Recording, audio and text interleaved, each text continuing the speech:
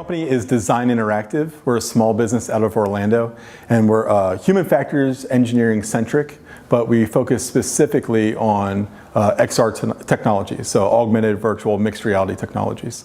So we have a whole portfolio of different things that we're doing with XR, but there's two main thrusts that we're really focused on. One is using augmented reality for maintenance training and operational support.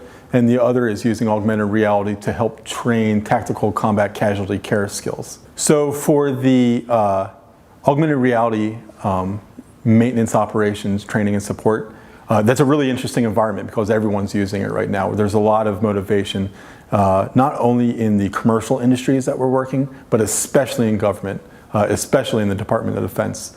Aviation in particular, they have a mandate to increase their readiness up to 80%. That means 80% of all their aircraft are ready to go at any given time. And they're looking for better ways to achieve that readiness. And one of them is to improve how they train, but also their maintainers' access to knowledge.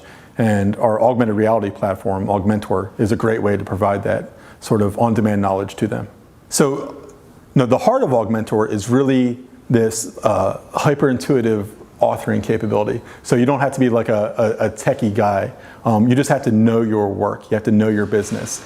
And it's really intuitive, so anybody can author tips and know-how and procedures and best practices in augmented reality and distribute it out to all those other guys and girls who might not be as experienced, who might not know how to do that particular task or all the best practices to do it most effectively.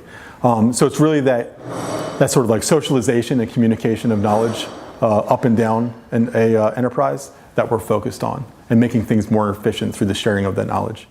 So one of the things that makes augmented reality such an applicable technology to the federal government and the DoD in particular is that there's a lot of churn on the workforce.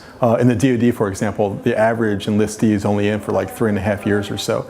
So they need those soldiers and Marines, airmen, and sailors to achieve as much proficiency, as much readiness as quickly as possible. If you exclude the schools and the boot camp, they might only have 2.5 years of actual use of those soldiers, sailors, Marines, and airmen. So if they can accelerate human performance and accelerate their know-how and make them more useful more quickly, they get more bang for the buck, which is hugely important from a human capital perspective.